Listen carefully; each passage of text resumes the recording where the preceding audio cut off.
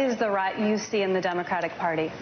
That our Democratic Party, unfortunately, is not the party that is of, by, and for the people. It is a party that has been and continues to be influenced by the foreign policy establishment in Washington, represented by Hillary Clinton and others' foreign policy, by the military-industrial complex and other greedy corporate interests. I'm running for president to be the Democratic nominee that rebuilds our Democratic Party, takes it out of their hands, and truly puts it in the hands of the people of this country, a party that actually hears the voices of Americans who are struggling all across this country, and puts it in the hands of veterans and fellow Americans who are calling for an end to this ongoing Bush, Clinton, Trump foreign policy doctrine of regime change wars, overthrowing dictators in other countries, needlessly sending my brothers and sisters in uniform into harm's way to fight in wars that actually undermine our national security and have cost us thousands of American lives. These are wars that have cost us as American taxpayers trillions of dollars since 9/11 alone, dollars that have come out of our pockets, out of our hospitals, out of our schools, out of our infrastructure needs.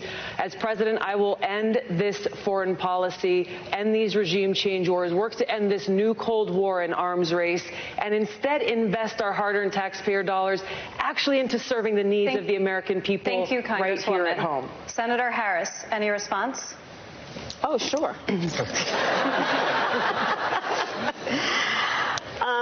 I think that it's unfortunate that we have someone on the stage who is attempting to be the Democratic nominee for President of the United States, who during the Obama administration spent 4 years full-time on Fox News criticizing President Obama, who has spent full-time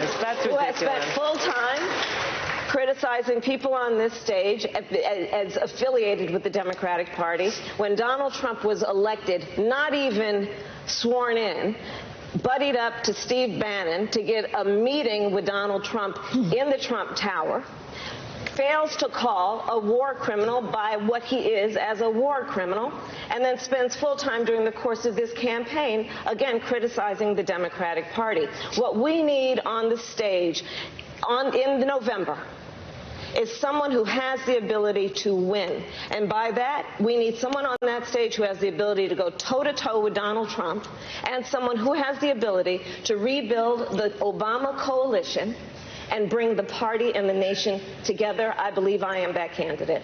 Thank you, Senator. Congresswoman Gabbard, I'll give you a chance to respond. What Senator Harris is doing is unfortunately continuing to traffic in lies and smears and innuendos because she cannot challenge the substance of the argument that I'm making, the leadership and the change that I'm seeking to bring in our foreign policy, which only makes me guess that she will, as president, continue the status quo, continue the Bush, Clinton, Trump foreign policy of regime change wars, which is deeply destructive. This is personal to me because I served in Iraq. I left my seat in the state legislature in Hawaii, volunteered to deploy to Iraq, where I served in a medical unit where every single day I saw the terribly high human cost of war. I take very seriously the responsibility that the president has to serve as commander-in-chief, to lead our armed forces, and to make sure always, no, I'm not going to put party interests first. I will put the interests of the American people Congresswoman. I want to else. briefly give Senator Harris a final second to respond.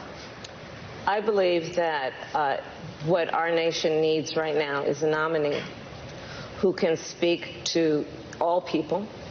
I spent my entire career standing mostly in a courtroom speaking 5 words, Kamala Harris for the people. And it was about all the people, regardless of their race, regardless of their gender, regardless of where they live geographically, regardless of the party with which they're registered to vote or the language their grandmother speaks. We need someone on this debate stage in November who has the ability to unify the country and to win the election. And I believe, again, I am that candidate. Thank you, Senator. Thank you. Mr. Steyer, you have denied